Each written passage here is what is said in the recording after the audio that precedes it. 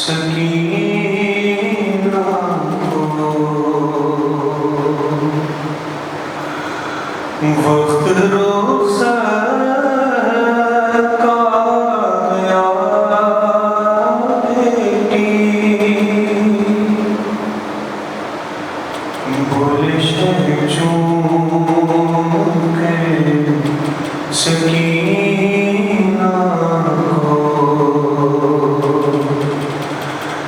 وقت رخصت کا گیا بیٹی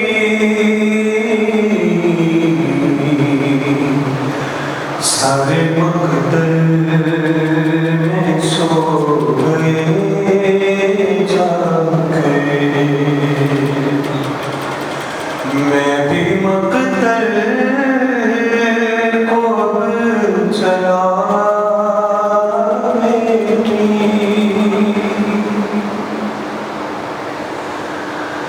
لاش لایا ہوں میں سویرے سے دل شکستہ ہے تھک چکا ہوں میں دل شکستہ ہے تھک چکا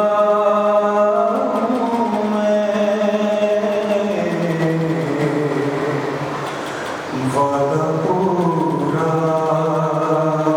کر سکوں جا کے تم بھی کرنا یہی دعا بیٹی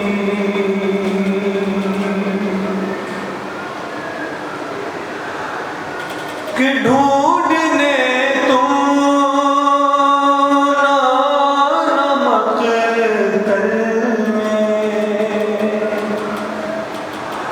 تم کہیں کھو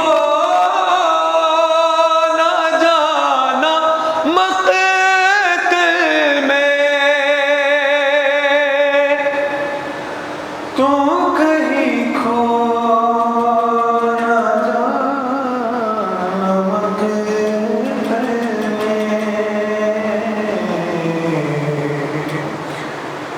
میں میری حالت کو دیکھ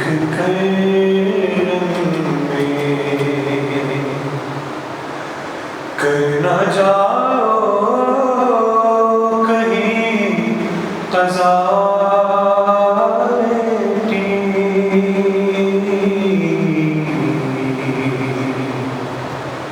بولش چون کر سکینہ کو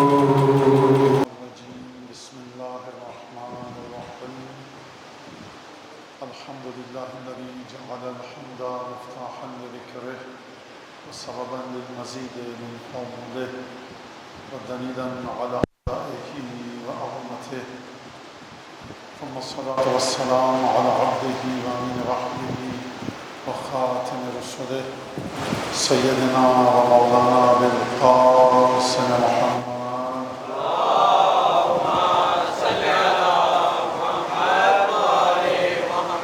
وعلى أهل بيته الطيبين الطاهرين الذين أذهب الله عنهم الرجس وطهرهم تطهيرا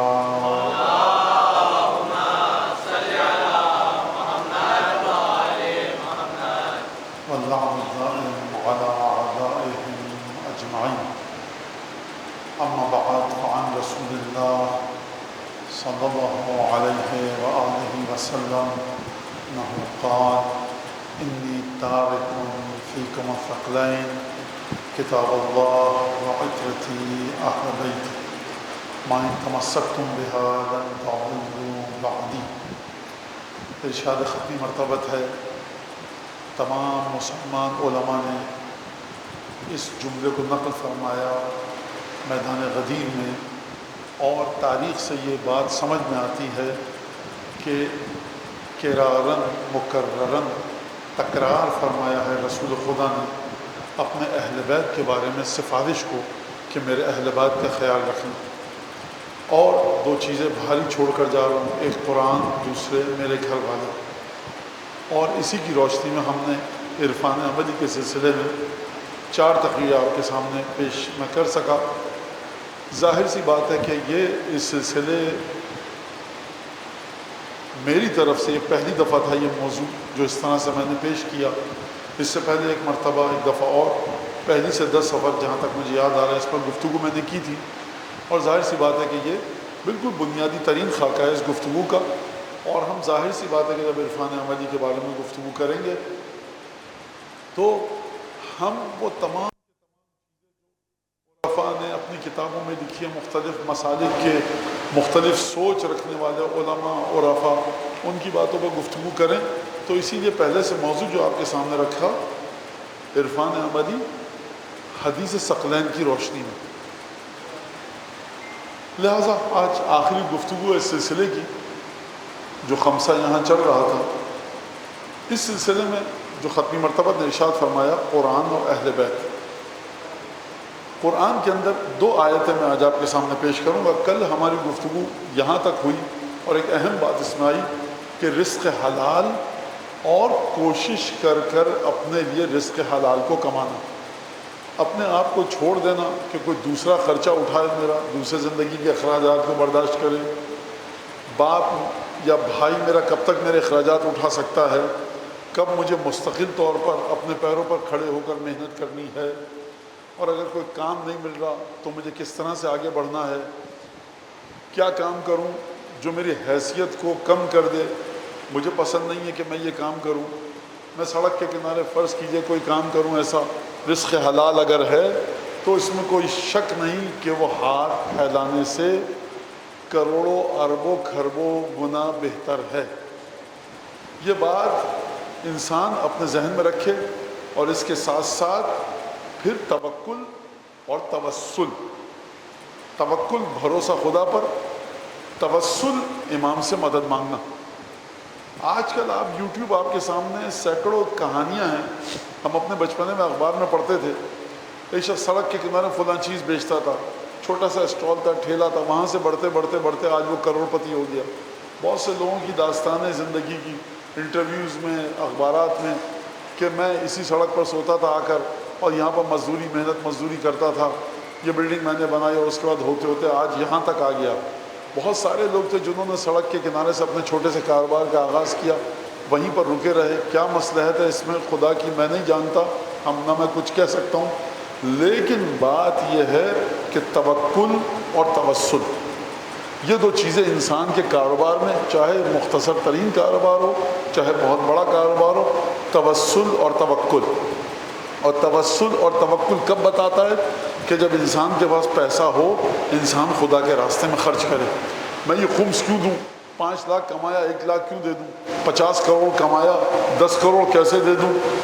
کس نے کمایا؟ میں نے کمایا مولانا. آپ نے کیسے کمایا؟ اور بھی بہت سارے لوگ تھے آپ کی طرح جو کوشش کر رہے ہیں نہیں کما پا رہے. اس کا مطلب ہے خدا کی توفیق تھی. تو توسل کا اعلان کیسے کرتا ہے انسان، توکل کا اعلان کیسے کرتا ہے؟ وقت پر خمس نکال کر. توکل اور توسل کا اعلان کیسے کرتا ہے انسان اپنی ذات سے؟ وقت پہ زیارت پر جا کر. توسل اور توکل کا اعلان کیسے کرتا ہے؟ اگر حج واجب ہو چکا ہے تو حج پر جاتا ہے. اسی توکل اور توسل کا انسان اعلان کیسے کرتا ہے؟ اگر سماج میں معاشرے میں اس کے پیسے کی ضرورت ہے تو وہ اپنے رشتہ داروں کو، خونی رشتہ داروں کو، بھائی بہن، چچا خالہ ماموں بھائی پھوپھی، ان کی مدد کرتا ہے. یہ ایک طرح کا اعلان ہے توسل کا. اس کا مطلب کیا ہے؟ اس کا مطلب یہ کہ پیسہ اگر ہم کو اہل بیت کے صدقے میں ملا ہے، اور پیسہ اگر ہم کو اہل بیت پر خدا پر بھروسہ کر کے ملا ہے، اور پیسہ اگر ہم کو اہل بیت سے مدد مانگ کے ملا ہے، تو جب میرے پاس پیسہ آیا تو اب وقت ہے کہ میں اس پیسے میں سے حق کے اہل بیت کو ادا کروں. اگر اہل بیت ہم سے یہ کہتے کہ اس وقت اہل بیت نے کیا کہا، 5واں حصہ نکالو 2 امام اور سہم سادات سہم امام خمس کے. اگر اہل بیت یہ کہتے کہ 5واں حصہ اپنے پاس رکھو، 4 حصے دے دو. 5 لاکھ کمایا، اس وقت کیا مسئلہ، 1 لاکھ دو، 4 لاکھ خرچ کرو. اگر اہل بیت کہتے کہ 4 لاکھ دو 1 لاکھ رکھو، بخدا تب بھی کم تھا اہل بیت کے حق کو دیکھتے ہوئے. لیکن اور عجیب بات ہے کہ جا کر ان لوگوں سے پوچھئے کہ جو اپنے مال سے خدا کا حق ادا کرتے ہیں بر وقت، کتنی برکت دیتا ہے خدا ان کے مال میں. خیر یہ ایک الگ طرف گفتگو چلی جائے گی. اب انسان 2 آیتیں قرآن مجید کی کہ عرفان عملی. آپ لوگ ایک اصطلاح سنتے ہو کشف و شہود، مکاشفہ. انہوں نے دیکھا بیداری کی حالت میں، خواب کی حالت میں. جناب امیر کوئی دعویٰ کر رہا ہے نظر آئے، کوئی کہہ رہا ہے حضرت صاحب عصر نظر آئے، کوئی مختلف دعوے ہیں. آپ کی ذمہ داری ہے ہی نہیں کہ آپ ان دعووں کو جا کے چیک کریں.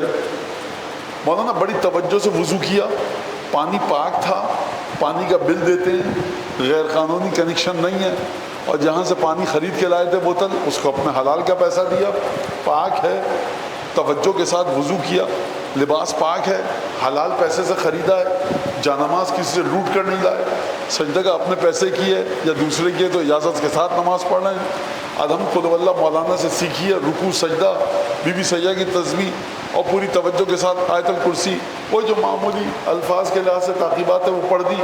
تو مولانا بڑی پریشانی میں رہتا ہوں میں، 24 گھنٹے کی نماز قبول ہوئی کہ نہیں ہوئی. یہ آپ کی ذمہ داری نہیں ہے کہ دیکھیں خدا نے نماز قبول کی کہ نہیں کی. جو آپ کی طرف، آپ کی 25 لائن کے اس طرف کام ہے، آپ اس کو انجام دیجئے.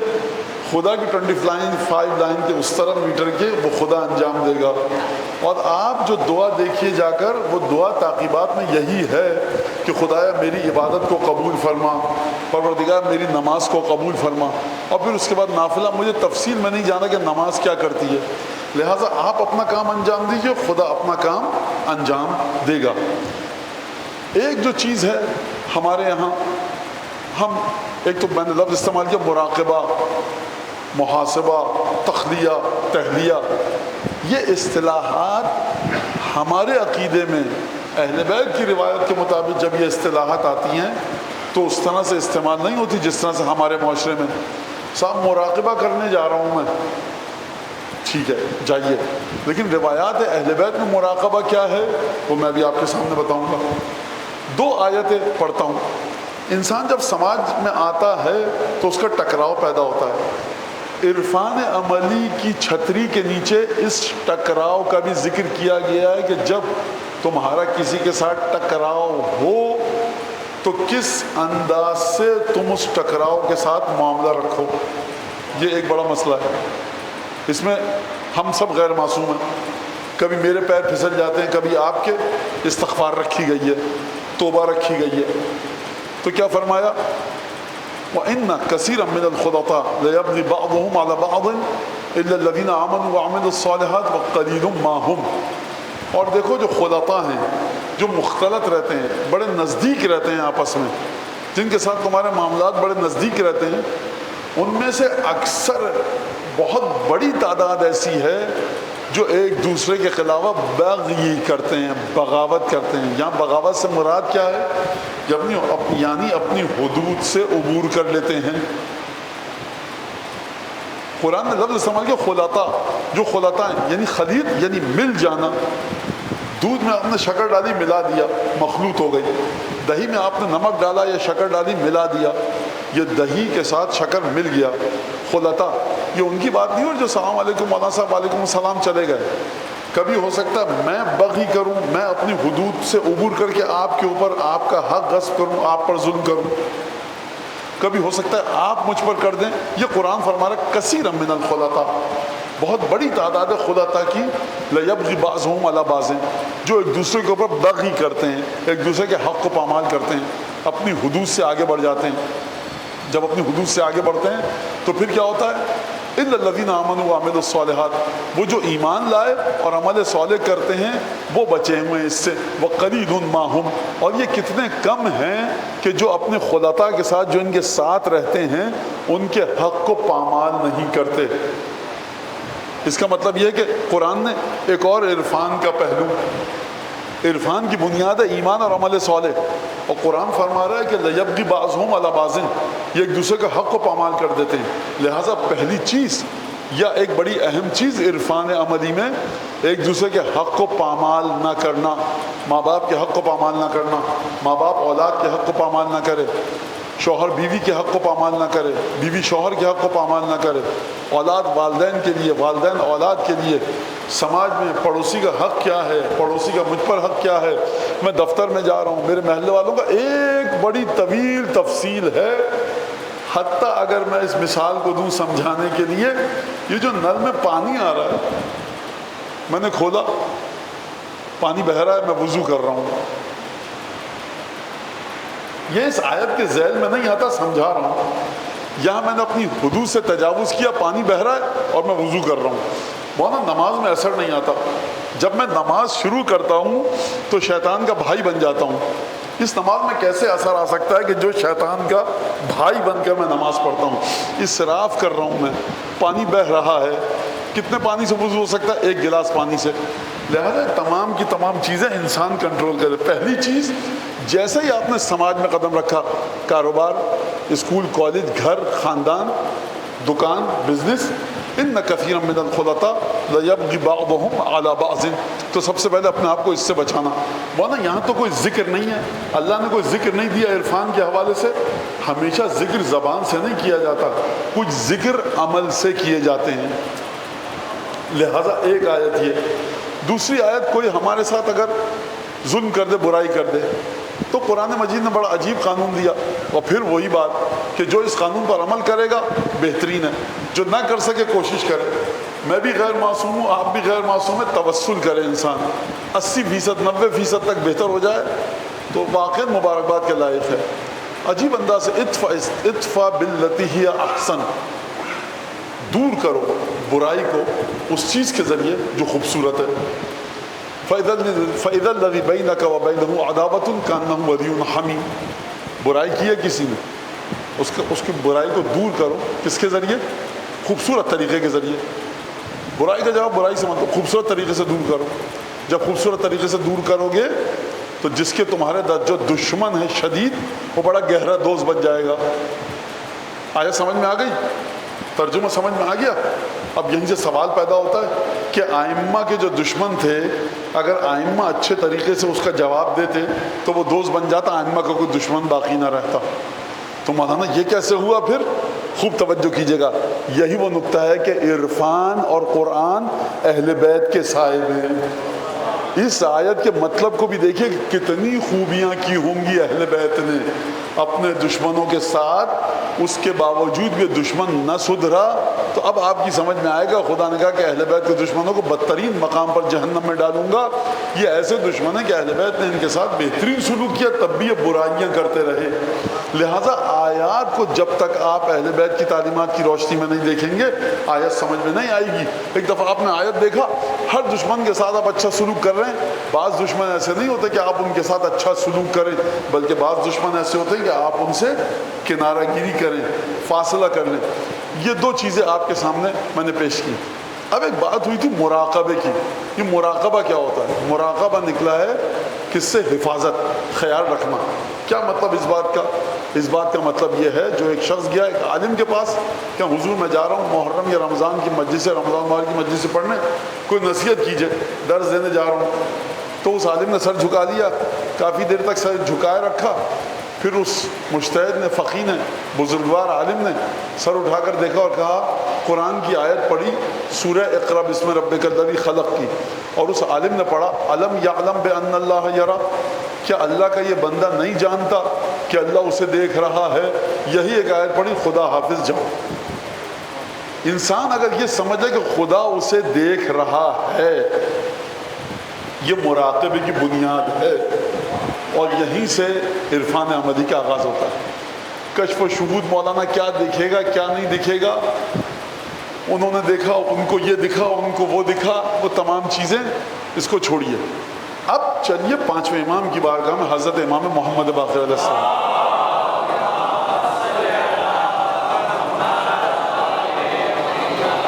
امام نے فرمایا، لا ینال ما عندنا الا بالورع، جو ہمارے پاس ہے اس تک نہیں پہنچا جا سکتا بجز ورع کے ذریعے۔ ورع کا مطلب کیا ہے؟ یعنی حرام چیزوں سے بڑی احتیاط کے ساتھ، بہت توجہ کے ساتھ، اور یہ لفظ استعمال کرنے بڑے گھبرا کر حرام سے پرہیز کیا جائے، اور بڑی احتیاط کے ساتھ، بڑی توجہ کے ساتھ واجبات کو ادا کیا جائے۔ امام فرمایا جو چیز ہمارے پاس ہے اس تک نہیں پہنچا جا سکتا بجز ورا کے، ورا کے علاوہ کوئی راستہ نہیں ہے جو امام کے پاس ہے اس تک پہنچنے کا۔ امام کے پاس کیا ہے؟ 3 یا 4 دن پہلے کی تقریر اگر آپ کو یاد ہو، رسول خدا کی سماعت کی ذمہ داری خدا نے دنیا میں دی، بصارت کی ذمہ داری خدا نے دنیا میں دی، زبان کی ذمہ داری خدا نے دی، قلب کی ذمہ داری خدا نے دی۔ کیا فرمایا؟ وما ينطق عن الهوى ان هو الا وحی یوحى، ہمارا حبیب اپنی ہوا اور حوث کے تحت زبان اپنی نہیں ہلاتا۔ افتمارونہ علی ما یری، ہمارا حبیب جو دیکھ رہا ہے اپنی آنکھوں سے، کیا تم اس کو اس سلسلے میں بحث کرو گے آ کر؟ یعنی جو ہمارا حبیب دیکھ رہا ہے سچ دیکھ رہا ہے۔ حبیب کی سماعت کی ذمہ داری دی قرآن میں، حبیب خدا کے افکار کی فکر کی ذمہ داری دی، قلب کی ذمہ داری دی۔ ما کذب الفؤاد ما رآ، نبی کے قلب نے جو دیکھا وہ جھوٹ نہیں دیکھا، بالکل سچ دیکھا۔ ما ضل صاحبکم وما غوی، تمہارا جو نبی ہے نہ کبھی گمراہ ہوا نہ کبھی گمراہ ہوگا، نہ راستے سے بھٹکا۔ اور یہاں پر داستان ختم نہیں ہوئی، اور اس کے بعد عالم معراج پر خدا لے کر گیا، اور اس کے بعد وہاں جملہ ارشاد فرمایا قرآن نے، اوحا الی عبدہ ما اوحا، خدا کو جو وحی کرنی تھی رسول خدا پر اس نے وہ وحی کر دی۔ پورا قرآن وحی ہے، پورا قرآن وحی ہے، لیکن پورے قرآن کے الفاظ آپ کے سامنے ہیں۔ یہ جو وہاں پر وحی ہوئی تھی وہ کیا تھی؟ خدا خاموش ہے، قرآن خاموش ہے، خدا جانتا ہے، پیغمبر جانتے ہیں۔ اب چلیے 5ویں امام کی طرف، ما لا ینال ما عندنا الا بالورا، ہمارے پاس دیکھو اپنے نانا رسول خدا کی بصارت کا علم بھی ہے، ہمارے پاس اپنے نانا کی سماعتوں کا علم بھی ہے، ہمارے پاس اپنے نانا کی زبان کا بھی علم ہے، ہمارے پاس اپنے نانا کے قلب کا بھی علم ہے۔ اور یاد رکھنا قانون یہ ہے کہ ہمارے نانا کے پاس جو کچھ تھا، ہمارے جد کے پاس جو کچھ تھا وہ سب دے کر گئے ہمارے دادا علی مرتضیٰ کو۔ تو جو کچھ خدا نے چھپا کر چپکے سے خاموشی سے اپنے حبیب کو پیغام دیا وہ بھی ہمارے پاس ہے۔ اگر جاننا چاہتے اس پیغام کی حقیقت کیا تھی تو جو ہم کہہ رہے ہیں اس پر سختی سے عمل کرو۔ لا ینال ما عندنا الا بالورا، جو ہمارے پاس ہے اس تک نہیں پہنچ سکتے بجز ورا کے۔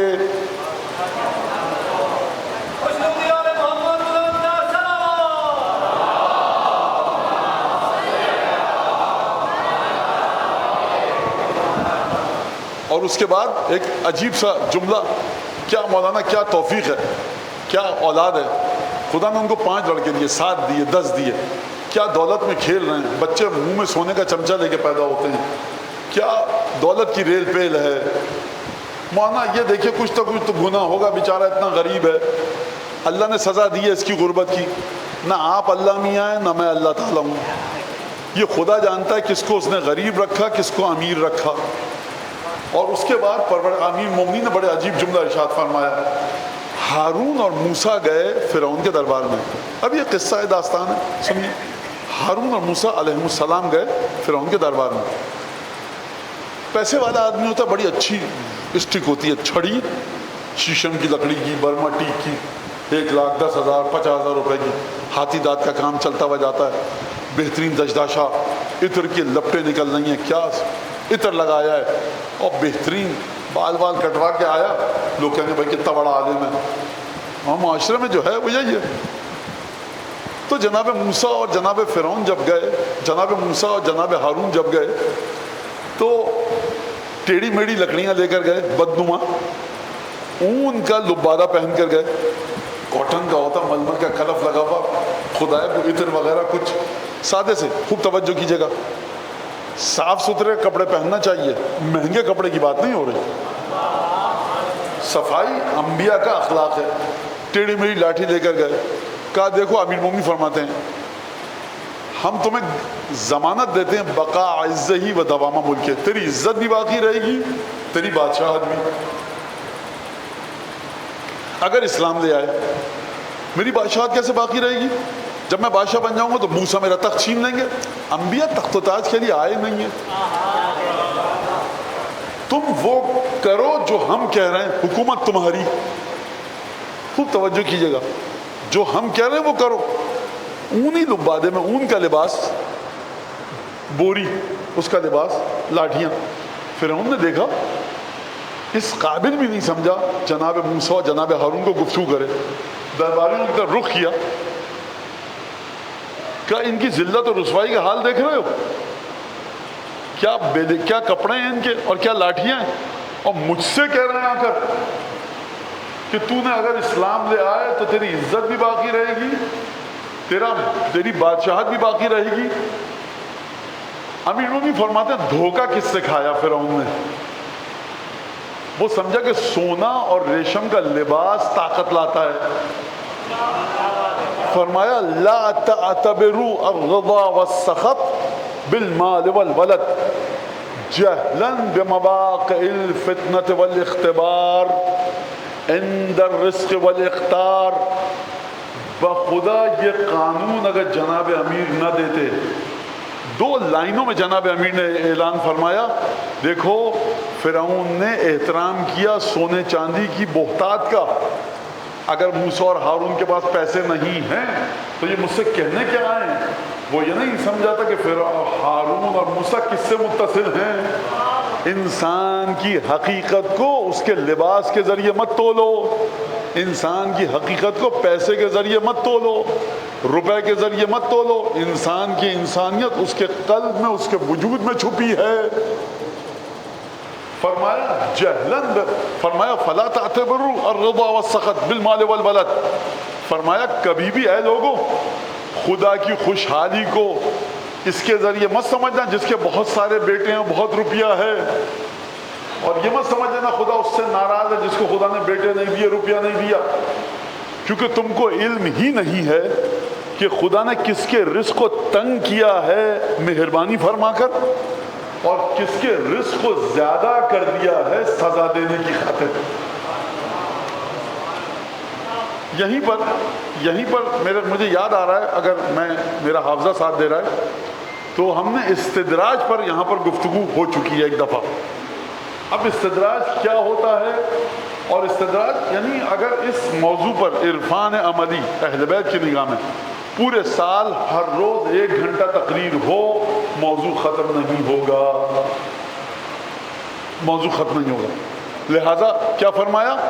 اب یہاں سے ایک اور بات آئی، عرفان کے مرحلے میں، تقوی کے مرحلے پہ انسان جاتا ہے، کہتا ہے پروردگار مجھے ڈھیروں بیٹے نہیں دیے. اس کے پاس تو ڈھیروں بیٹے ہیں، اس کے باوجود کہ وہ نماز روزہ نہیں کرتا. پروردگار مجھے تو نے پیسہ نہیں دیا، اس کو پیسہ دیا جبکہ وہ نہ نماز کا نہ روزے کا، میں عبادتوں کو انجام دیتا ہوں. تو امیر المومنین عرفان کی اس گتھی کو سلجھا رہے ہیں. فلا تعتبروا الرضا والسخط بالمال والولد. کبھی بھی پیسے کی کثرت سے، کبھی بھی پیسے کی بہتات سے، کبھی بھی دولت مندی کے ذریعے بہت سارے لڑکے اگر ہوں کسی کے تو یہ مت سمجھنا کہ خدا اس سے خوش ہے. اور اگر کسی کے پاس روپیہ پیسہ نہ ہو، لڑکے نہ ہوں، اولاد نہ ہو، غریب ہو، تو یہ مت سمجھنا خدا اس سے ناراض ہے. کیونکہ تم لوگ سب کے سب ہو جاہل، نادان، تم کو علم ہی نہیں ہے کہ عالم غیب سے ارادہ کیسے نازل ہوتا ہے. پھر کیا جائے تو کیا کیا جائے؟ 5ویں امام جابر ابن یزید جوفی. یہ کون ہے جابر ابن یزید جوفی؟ امام کا شاگرد ہے.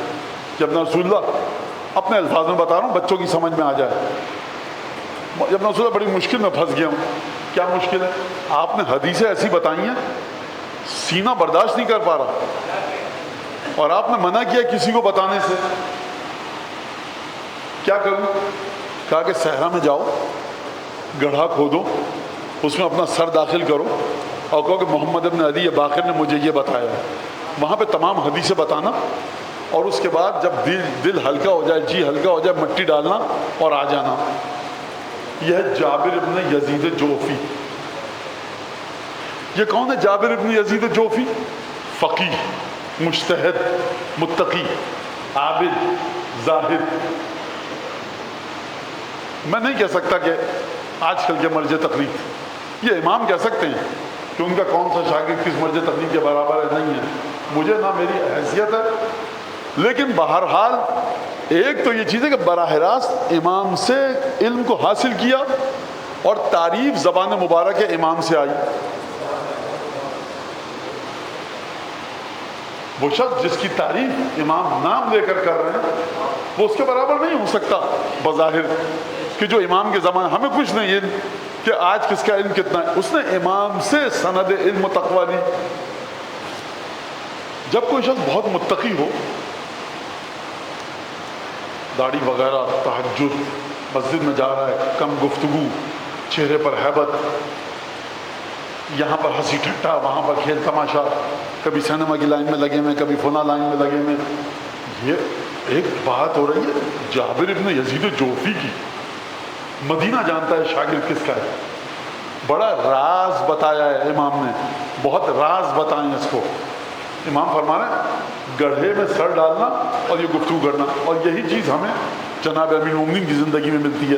وہ واقعہ طویل ہے، میسم نے دیکھا، پیچھے آئے اور اس کے بعد گفتگو کی، بڑا طویل خطبہ، بڑی طویل گفتگو. یہی واقعہ ہے. اب اس کو اگر بتانے جاؤں تو وہ ہم پھر اپنے موضوع سے کافی ہٹ جائیں گے، لیکن واقعہ دلچسپ ہے. کبھی آپ کسی بھی دوسرے مولانا خطیب سے کسی سے کہیے گا وہ واقعہ سنائیں تو آپ کو پورا واقعہ سنائیں گے. یہ علم کی یہ سطح جابر ابن یزید جوفی کی.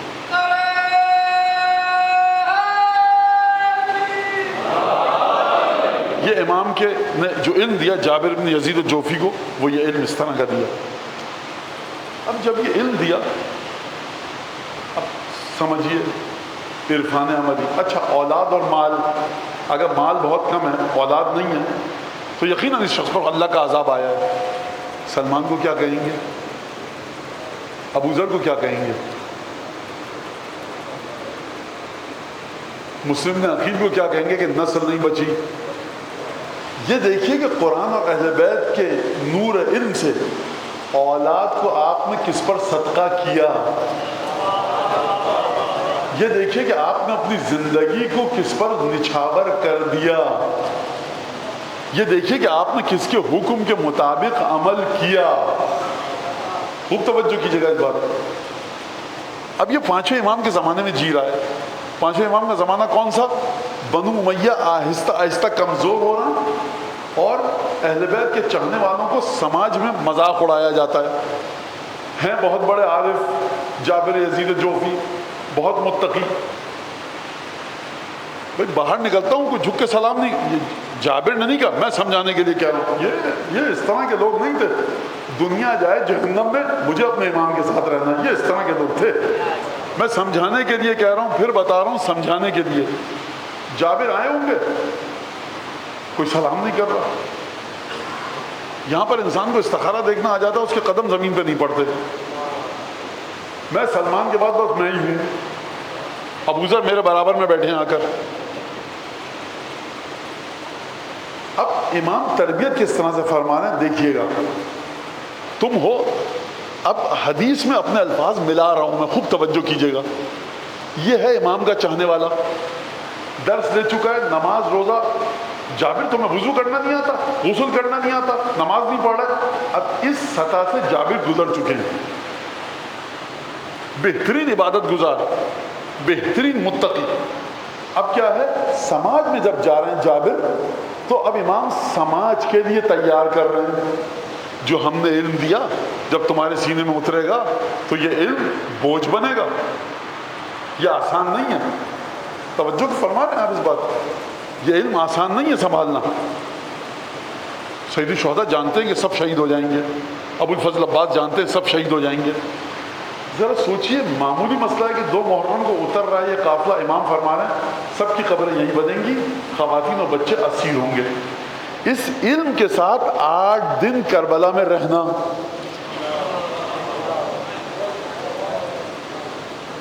سونامی آئے گا، اللہ نہ کرے کبھی آئے، آپ سب کو خدا صحت و سلامتی کے ساتھ رکھے. 50 فٹ اونچی لہریں آئیں گی، کیماڑی سے چلے گا اور سوراب گوٹ تک، الاسف اسکوائر تک سب کو بہا کے لے جائے گا.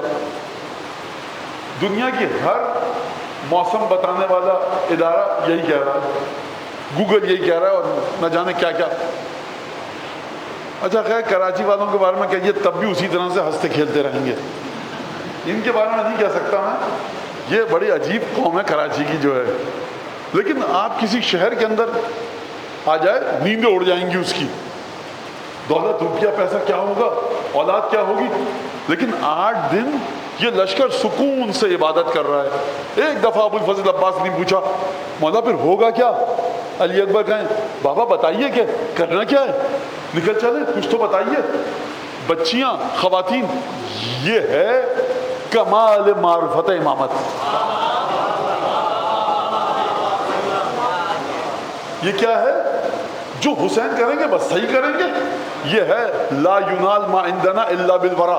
آپ امام کے ارادے میں اپنے ارادے کو فنا کر ہی نہیں سکتے جب تک کمال تقوی کی منزل پر نہ ہو.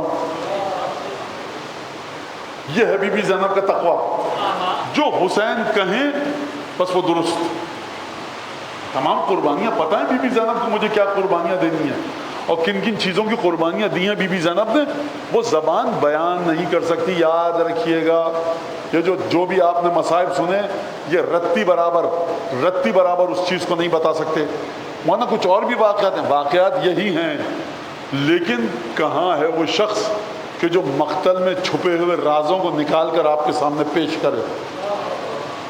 آپ نے لفظ پڑھا, اسیر ہوئی, ناقے پر بٹھایا گیا, کربلا سے کوفہ, کوفہ سے شام, وہاں خطبہ دیا, تکلیفیں برداشت کی, واپس آ گئیں.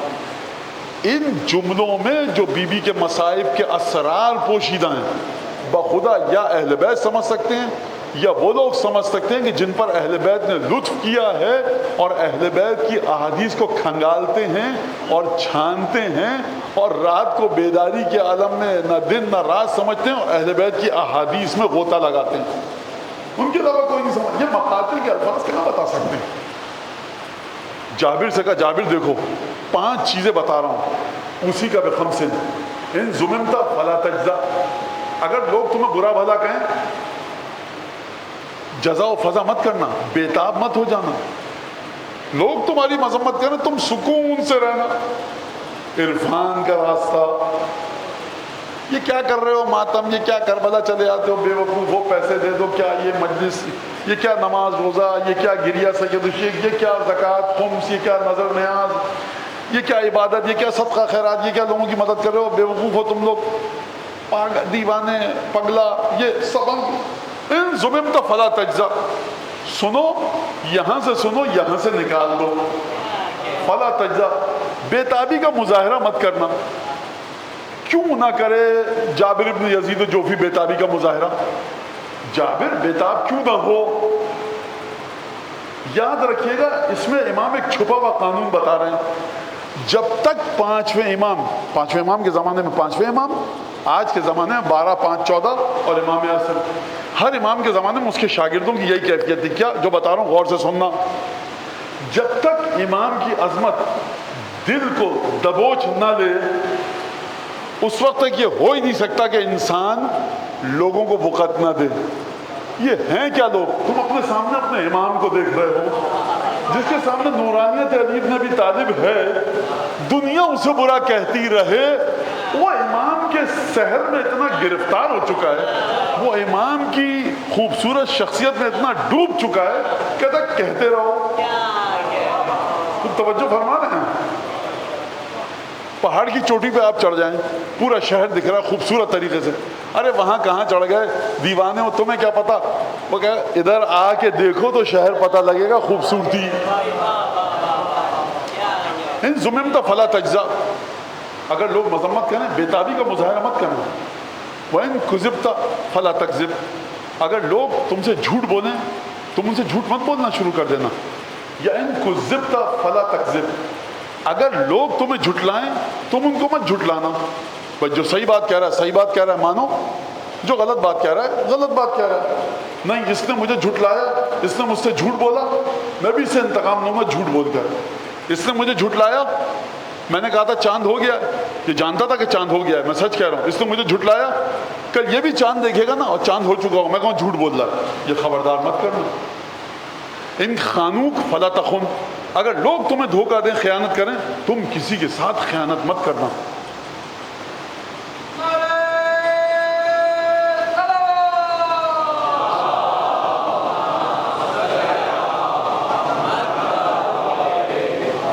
یہ میں جملہ پڑھ رہا ہوں آپ کے سامنے، جملہ کہہ رہا ہوں، مجھے خود نہیں پتا کہ اس جملے کی منزلت ہے کیا، اور یہ جب جملہ پڑھتا ہوں میں مقتل میں، تاریخ میں، میری سمجھ میں نہیں آتا کہ یہ ہے کیا۔ جب مدینے پر حملہ ہوا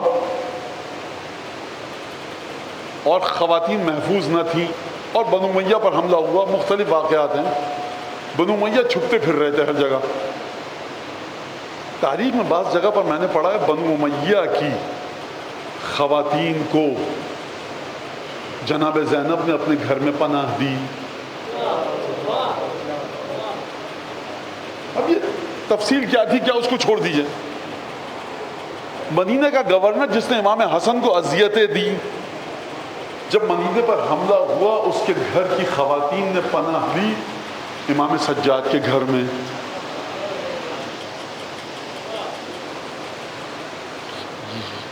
یہ ہے کیا سطح؟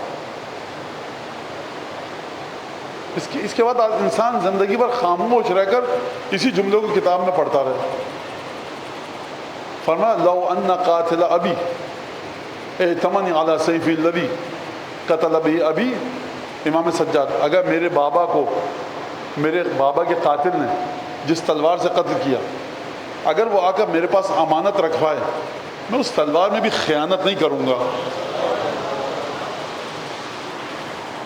اہل بیت کی معرفت عرفان یعنی اہل بیت۔ فرمایا اگر تم سے خیانت کریں تم خیانت مت کرنا، تم کو جھٹلائیں تم مت جھوٹ بولنا، تمہاری مذمت کریں تم جزا و فضا مت اختیار کرنا۔ دیکھو اے جابر، اگر تمہارے ہاتھ میں موتی ہو بڑا قیمتی اور پورے شہر والے کہیں یہ اخروٹ ہے، ناریل ہے، تمہیں نقصان نہیں پہنچائے گا۔ تمہارے ہاتھ میں ناریل ہو، پورے شہر والے کہیں یہ موتی ہے، ہیرا ہے، تمہیں فائدہ نہیں پہنچائے گا۔ آپ نماز شب پڑھتے ہیں، زیارت عاشورہ پڑھتے ہیں، جھوٹ نہیں بولتے، رزق حلال کماتے ہیں، تقوی کی بہترین زندگی گزارتے ہیں، معاشرے کو پتہ ہی نہیں ہے آپ کس سطح پر ہیں تقوی کی۔ معاشرے سے کیا لینا دینا ہے؟ قبر کی پہلی رات معاشرہ مدد کرے گا، احتضار کے وقت معاشرہ مدد کرے گا، احتضار کے وقت حضرت حجت کے دادا علی مرتضیٰ مدد کریں گے، قبر کی پہلی رات امیر المومنین مدد کریں گے، موت کے وقت امیر المومنین اور حضرت حجت کے آباء و اجداد مدد کریں گے۔ ان کو بیچو اپنی عبادتوں کا ہیرا، دنیا والوں سے کیا لینا ہے؟ پانچویں امام فرما رہے ہیں تمہیں کوئی نقصان نہیں پہنچائے گا اگر تمہارے ہاتھ میں ہیرا ہو، اور اگر لوگ کہیں ناریل ہے، اخروٹ ہے، لوگ کہیں کہ یہ ہیرا ہے، تمہیں فائدہ نہیں پہنچائے گا۔ لیکن جابر ایک بات یاد رکھنا، اعرف نفسک علی کتاب اللہ، اپنے کردار کو قرآن کی مدد سے اس کی جانچ پڑتال کرتے رہو۔ یہ آپ کے لیے نصیحت نہیں ہے، یہ جابر کے لیے ہے۔ مولانا ہم کیوں نہیں کر سکتے قرآن کی مدد سے جانچ پڑتال؟ آپ پانچویں امام کے شاگرد ہیں، وہ پانچویں امام کا شاگرد تھا، امام نے کہا قرآن کی مدد سے جانچ پڑتال کرو۔ آپ کس کی مدد سے کریں؟ جو آپ کو علم ہے حرام اور واجب کا، اس کی مدد سے۔ قرآن کی تلاوت کیجئے، امام سے مدد مانگیے۔ لہٰذا یہ جابر اب کس سطح پر ہوں گے؟ جابر مدینہ سے نکلتے ہوں، بھائی محمد باقر کا شاگرد ہے، مسجد نبوی میں آتے ہوں گے، کس شان سے آپ نے مراجع کو دیکھا ہے کس طرح سے چلتے ہوئے آتے ہیں؟ فرض کیجئے کہ کتنے لاکھ مراجع کو جمع کیجئے تو ایک جابر شاید آ جائے۔ اب اس طرح کا انسان ہے۔ اب امام صادق نے ایک وصیت کی جابر سے، کوفے جا رہے ہیں جابر علم حاصل کرنے کے بعد، اور امام نے کہا بقول میرے کہ اب جا کر کوفے میں تبلیغ کرو، اور جاتے جاتے امام نے کہہ دیا کہ پاگل بن جاؤ۔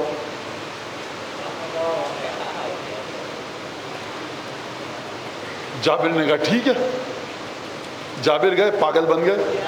جب پاگل کسی کوفے میں پاگل ہو جائے گا کوئی شخص تو وہ کیا حرکت کرے گا؟ کبھی ایک پیر میں جوتا ہے، کبھی نہیں ہے، کبھی الٹی ابا ہے، کبھی الٹا امامہ ہے، کبھی فٹ پاتھ پہ بیٹھ جائے گا، کئی بچوں کے ساتھ لڑے گا، تاکہ معاشرہ یقین کر لے کہ یہ پاگل ہے۔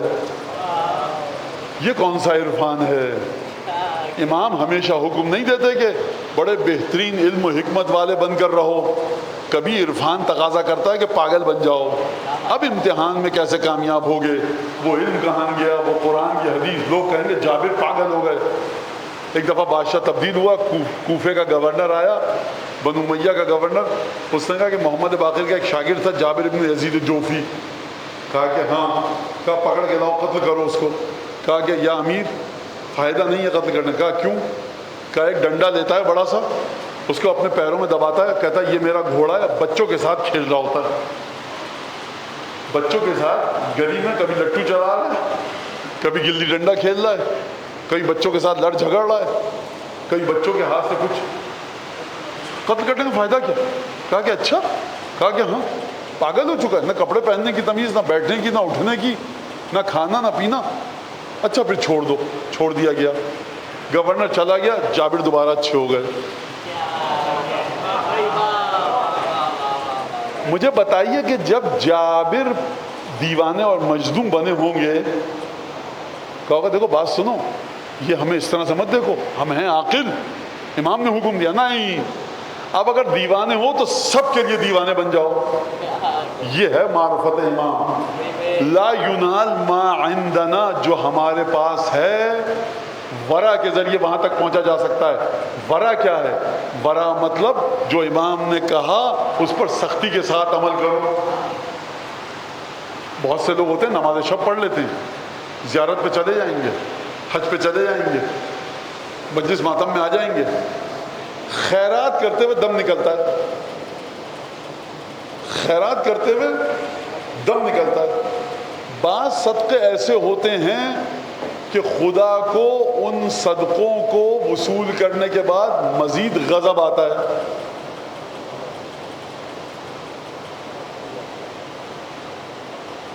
ساتویں امام کا حق ہے، مجھے کہنے دیجئے۔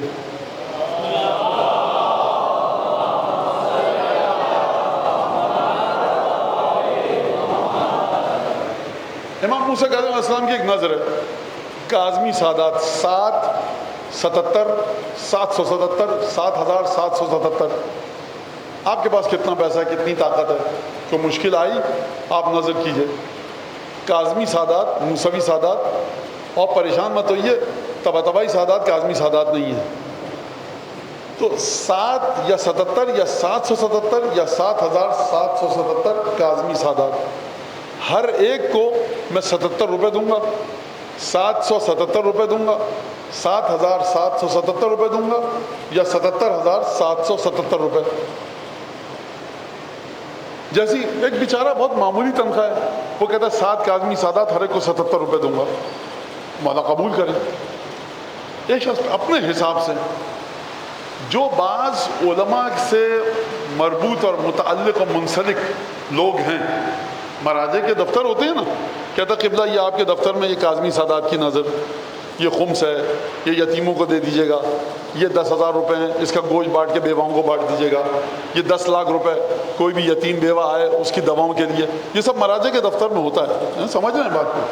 تو کسی نے لا کر دیا، کیا لا کر دیا؟ کاظمی سادات کی نظر یہ دے دیجیے گا۔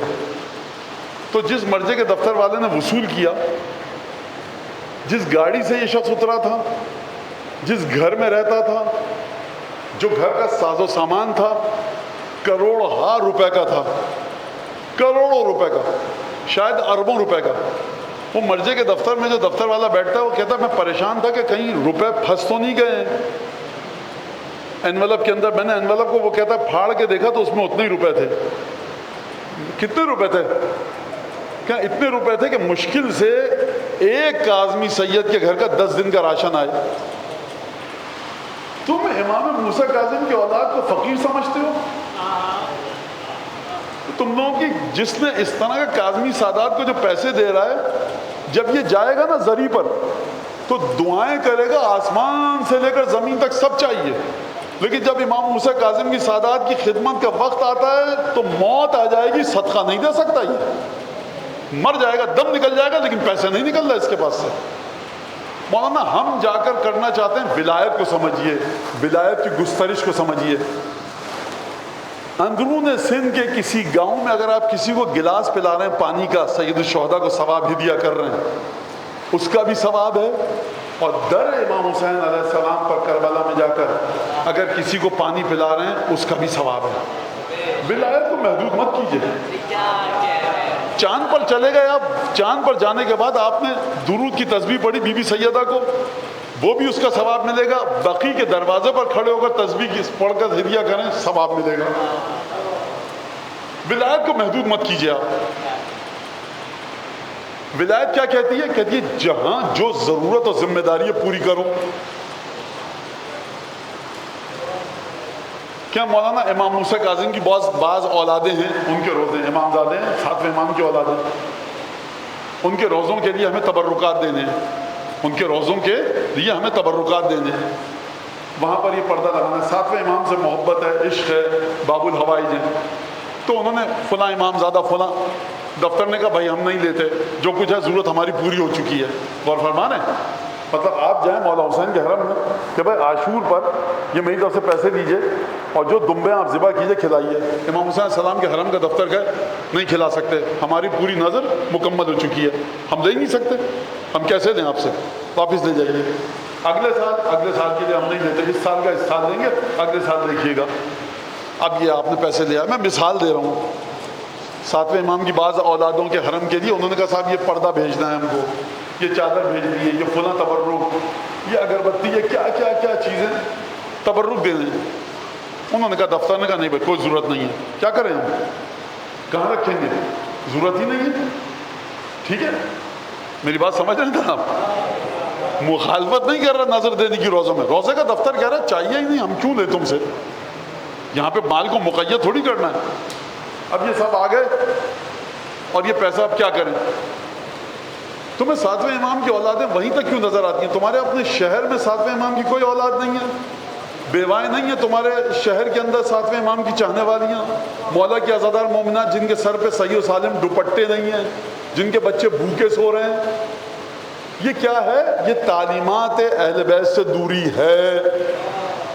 پیسہ وہاں خرچ مت کیجئے جہاں آپ سمجھ رہے ہیں، پیسہ وہاں خرچ کیجئے جہاں اہل بیت کہہ رہے ہیں کہ ثواب ہوگا۔ یا جابر، رسول خدا جابر بن عبداللہ انصاری سے فرما رہے ہیں، یا جابر اذا اردت ان تعلم، اگر تم یہ دیکھنا چاہتے ہو جابر کہ یہ شخص خیر پر ہے کہ نہیں ہے، تو دیکھو نیکی کر کہاں رہا ہے، پیسہ خرچ کہاں ہو رہا ہے اس کا، خوب توجہ کیجئے گا، پیسہ خرچ کہاں ہو رہا ہے اس کا۔ اگر صحیح جگہ پر خرچ ہو رہا ہے تو یہ خیر پر ہے، اگر صحیح جگہ پر خرچ نہیں ہو رہا تو یہ خیر پر نہیں ہے۔ اور اس کی مثالیں بہت ساری ہیں، بے تحاشا مثالیں ہیں۔ نہیں مولانا ہم تو مہنگا ترین تبرک بانٹیں گے، تبرک کو سستا کیجئے ذرا۔ آپ یہ تو نہیں سمجھ رہے کہ میں کہنے والا ہوں کالج بنائیے، تبرک تھوڑا سستا کیجئے۔ کراچی سے گاڑی چلانا شروع کیجئے اور 3 گھنٹے بعد گاڑی کو روک دیجئے۔ بعض جگہ ایسی ہیں کہ جن کے پاس شربت شکر ملا کر پانی پینے کے پیسے نہیں ہیں، یہاں پر آپ کہہ رہے ہیں مہنگا ترین تبرک بانٹوں گا، بانٹیے، حرام نہیں ہے، لیکن ذرا اپنے دماغ کی وسعتوں کو کھولیے۔ آپ کو یہ سمجھ میں آ جاتا ہے کہ ٹوکیو کا اسٹاک مارکیٹ کیسے بند ہوئی ہے، ہانگ کانگ کا اسٹاک ایکسچینج کہاں پر ہے، لندن میں ابھی سٹارٹ ہوا ہے بزنس تو کہاں پر ہے، کراچی اسٹاک ایکسچینج کتنا ہے، لیکن اپنے شہر میں نیکی کے موارد نظر نہیں آتے۔ بدترین معاشرہ یہ ہے، بدترین معاشرہ جس کو اپنے معاشرے کے کمزور لوگ نظر نہ آئیں، اور اگر مولانا چاند پر جا کر ہمیں وہاں پر ایک اسپیڈ بریکر بنوانا ہے، کل جب گاڑیاں چلیں گی تو اسپیڈ ان کی ہلکی ہو جائے گی، اس سے بڑا نادان شخص کوئی ہے نہیں۔ اور انڈو پاک کے لوگوں کی یہ عادت ہے، انڈو پاک کے لوگوں کی یہ عادت ہے۔ میں ایک جملہ کہوں اور بات کو آگے بڑھاؤں۔ جب ہندوستان کے ٹکڑے ہو رہے تھے مغلیہ دور میں اور انگریز آ رہے تھے، برابر میں آپ کے مختلف اسلامی ممالک تھے، کسی نے آپ کی مدد نہیں کی، بھیجاؤ نہیں بھیجو تاریخ میں۔ پھر جب آپ گئے مغلیہ دور کے بعد لوگوں نے ہجرت کی، دوبارہ انہوں نے نکالا میاں جاؤ اپنے ملک ہندوستان بر صغیر، کسی ملک نے مدد نہیں کی. پہلی جنگ عظیم میں خلافت عثمانیہ جو کہ عالی شان حکومت تھی اور واقعاً زبردست حکومت تھی، اور تمام ہمارے علماء نے نجف میں عثمانی سلطنت کے حق میں جہاد کیا انگریزوں کے خلاف، یہ تاریخ کا حصہ ہے. لیکن بہرحال جب ہندوستان میں مغلیہ سلطنت کے ٹکڑے ہو رہے تھے تو کسی مسلمان ملک نے ہندوستان میں مغلوں کی حکومت میں مدد نہیں کی. ترکی میں خلافت ختم ہوئی، ہندوستان میں تحریک خلافت اٹھ کھڑی ہوئی. میں اعتراض نہیں کر رہا، میرا تاریخ کے طالب علم ہونے کے عنوان سے ایک سوال ہے کہ جب آپ کی حکومت کے ٹکڑے ہو رہے تھے تو انہوں نے کیا کر لیا؟ آپ کے سوسائٹی کا یہ خاصہ ہے کہ خنجر چلے کسی پہ تڑپتے ہیں ہم امیر، سارے جہاں کا درد ہمارے جگر میں ہے. آپ کے معاشرے کا کوئی خیال نہیں رکھ رہا. جو صبح کرے اس حال میں کہ مسلمانوں کو نہ دیکھے، مسلمانوں کے امور کا خیال نہ کرے، وہ مسلمان نہیں ہے. سر آنکھوں پر. تو یہ جو میرے شہر کا سنی یا شیعہ مسلمان ہے، سنی بھی جو میرے شہر میں مسلمان ہے میرا، اس کے ساتھ بھی میرا تعلق ہے محبت کا، اور جو شیعہ ہے اس کے ساتھ بھی میرا تعلق ہے محبت کا. تو یہ جو میرے شہر میں سنی یتیم بچے، شیعہ یتیم بچے، یہ دونوں فرقے مسلمان ہیں، ان کے سلسلے میں میرے پاس کیا منصوبہ ہے؟ حتیٰ اس شہر کے ہندوؤں کی فلاح کے لیے میں نے کیا کام کیا، اس شہر کے غیر مسلموں کی فلاح کے لیے میں نے کیا کام کیا. تو خوب توجہ کیجیے گا. اب چلیے اس حدیث کی طرف. علماء کی ذمہ داری ہے غیبت کبریٰ میں کہ مومنین کو اپنے امام غائب سے جوڑیں، توسل کا طریقہ بتائیں کہ امام سے جڑو. المنقطعین عنا، سیدہ فرماتی ہے جو ہم سے ٹوٹ چکے ہیں، جو ہمارے بارے کو نہیں دیکھ رہے، جو ہم کو نہیں دیکھ رہے، ان سے جوڑو، ہم سے جوڑو ان کو، یہ تمہاری اہم ترین ذمہ داری ہے. اور دوسری ذمہ داری ہے کہ جس چیز کی ان کو ضرورت ہے وہ سکھاؤ. اگر بچہ میرے محلے میں ہے 8ویں کلاس کا، میتھمیٹکس میں کمزور ہے، مجھے پتا ہے، سیدہ نے کہا اس کو اٹھاؤ اوپر. الناعشون لهم ینعشونہ، یہ اٹھاتے ہیں ہمارے چاہنے والوں کو غیبت کبریٰ میں. جو بیچارہ زمین پر گر چکا ہے اس کو اٹھاتے ہیں، کہتے ہیں تمہارے پاس پیسہ نہیں ہے، یہ لو ہم سے پیسے لو، پھل کا ٹھیلا لگاؤ، برگر کا ٹھیلا لگاؤ، کوئی اسٹال لگاؤ تاکہ تم اپنا ذریعہ معاش کما سکو. گرے ہوئے شخص کو جو زمین پر ہے اٹھانا، یہ علماء کی ذمہ داری ہے غیبت کبریٰ میں.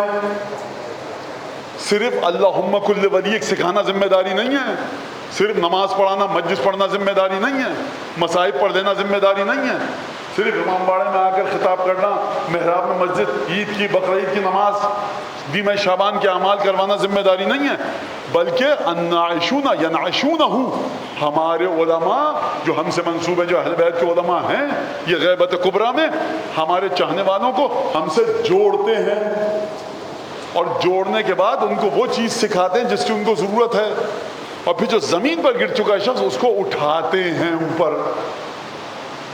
یہ ایک بڑا اہم مسئلہ. اور بہرحال موضوع ظاہر سی بات ہے بڑا طویل ہے، لیکن عرفان عملی کے سلسلے میں ایک جملہ کہوں گا مخدرات عصمت و طہارت کے حوالے سے، اور اس سے آگے میں نہیں بڑھ پاؤں گا. اسی جملے کو سمجھنے کی کوشش کیجیے گا. انسان جس عادت کے تحت زندگی گزار چکا ہو، اس عادت کو 1 گھنٹے میں ختم کرنا یہ ناممکن ہے. اور اگر امام وقت کا حکم ہو تو اس کا مطلب ہے کہ یہ ذات، یہ ہستی، یہ شخصیت عرفان امامت کی بلند ترین مرحلے پر ہے.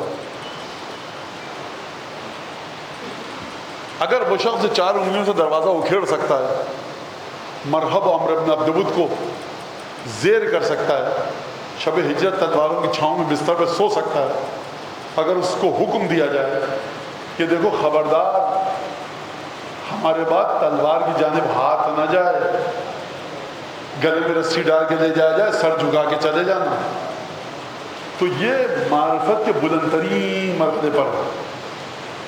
اور اگر اسی ہستی کی دختران سید الشہداء کی ہمشیرگان محترم مخدرات عصمت و طہارت کہ جنہوں نے کبھی گھر سے باہر قدم نہ نکالا ہو، جنہوں نے اپنے بھائیوں اور بیٹوں کے علاوہ کسی نامحرم سے گفتگو نہ کی ہو، ایک دفعہ امام کا حکم ہے بہن دیکھو اسی انداز سے کوفے تک جانا ہے، یہ معرفت کی ایک بڑی منزل ہے، معرفت کی بڑی منزل ہے۔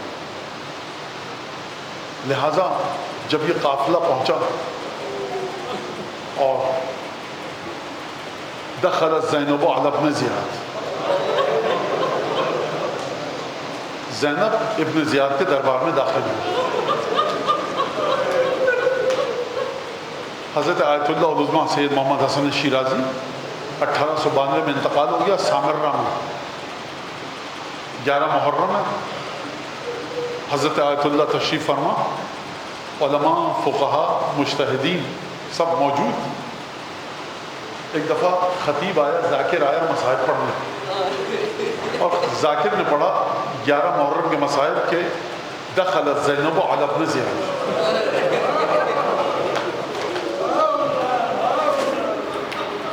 حضرت آیت اللہ نے اپنا امامہ اتار کے پھینکا، منہ پر تماچے مارے اور ماتم کرنے لگے، شدید گریا۔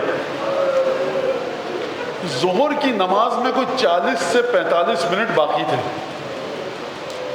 غور کر رہے ہیں، ظہر کی اذان میں 40 سے 45 منٹ باقی تھے۔ اذان تک آیت اللہ ماتم کرتے رہے، منہ پہ تماچے مار کر گریا کرتے رہے۔ ذاکر نے اگلا جملہ پڑھنا چاہا، کہا زینب ابن زیاد کے دربار میں داخل ہوئی۔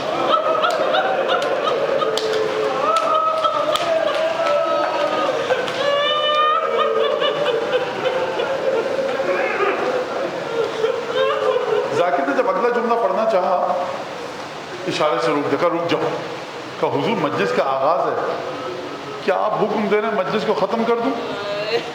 کہا کہ نہیں، اس جملے کا حق ادا ہونا چاہیے۔ فرمایا اس جملے کے بعد کوئی اور مصائب باقی رہ گئے ہیں جو تم پڑھنا چاہتے ہو؟ اب میں اپنے الفاظ میں تشریح کروں، اپنے الفاظ میں، یعنی وہ بی بی کہ ایک طرف سے ولایت جناب امیر کی چھاؤں ہے، دوسری طرف سے عصمت سیدہ کا سایہ ہے، حسن حسین جیسے بھائی ہیں، ایسی بی بی 10 بستہ ابن زیاد جیسے فاسق و فاجر کے دربار۔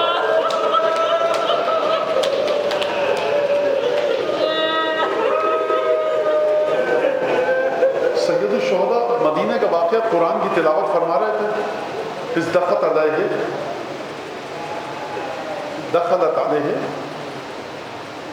زینب بنت امیر المومنین تشریف لائیں جناب زینب ملاقات کے لیے اپنے بھائی سے۔ فوضع القرآن وقام اجدان اللہ، حسین نے دیکھا زینب آئی ہیں، قرآن بند کر کے رکھا اور پورے قد سے بہن کے احترام میں کھڑے ہوئے۔ میں ایک سوال کروں گا سید الشہداء سے کہ مولا آپ امام وقت ہیں، آپ کیوں کھڑے ہو رہے ہیں؟ بی بی زینب تو امامت کے بغانے پر نہیں ہیں، آپ کیوں کھڑے ہو رہے ہیں؟ شاید سید الشہداء جواب دیں کہ دیکھو اگر سیدہ کے لیے رسول خدا کھڑے ہو سکتے ہیں تو یہ جو بی بی آئی ہے نا، یہ ہو بہو میری ماں کی مشابہ ہے۔ شاید سید الشہداء مقام سے بولو، ایک وقت وہ تھا اور ایک وقت یہ کہ زینب ابن زیاد کے دربار میں۔ ایک دفعہ جناب زینب نے خطبہ پڑھنا شروع کی، جناب زینب نے خطبہ پڑھنا شروع کی۔ عبداللہ ابن عفیف ازدی، یہ امیر المومنین کا صحابی ہے، ایک آنکھ اس کی جمل میں ضائع ہوئی، شہید ہوئی، دوسری آنکھ صفین میں، نہروان میں لڑ نہیں سکا، نابینا ہو چکا تھا۔ بنو اسد کا یہ بہت مایہ شخص تھا، دربار میں موجود تھا۔ ایک دفعہ بی بی زینب نے خطبہ پڑھنا شروع کیا تو اس نے اپنے پہلو میں بیٹھے ہوئے شخص سے کہا کہ یہ کون ہے جو علی کی فصاحت و بلاغت کے ساتھ خطبہ پڑھا؟ لہجے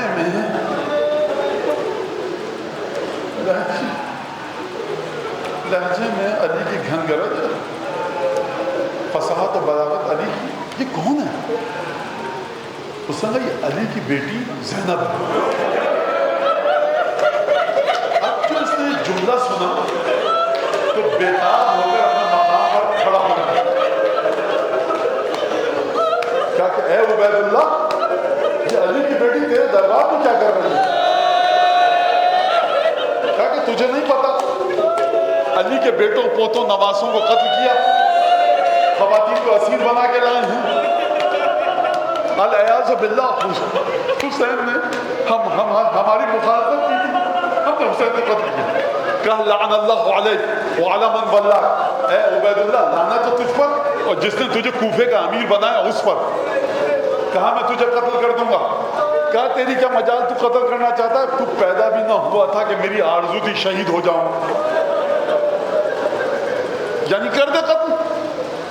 ایک دفعہ جلاد کو حکم دیا، جلاد نے نیام سے تلوار نکالی اور تلوار نکال کر آگے بڑھا.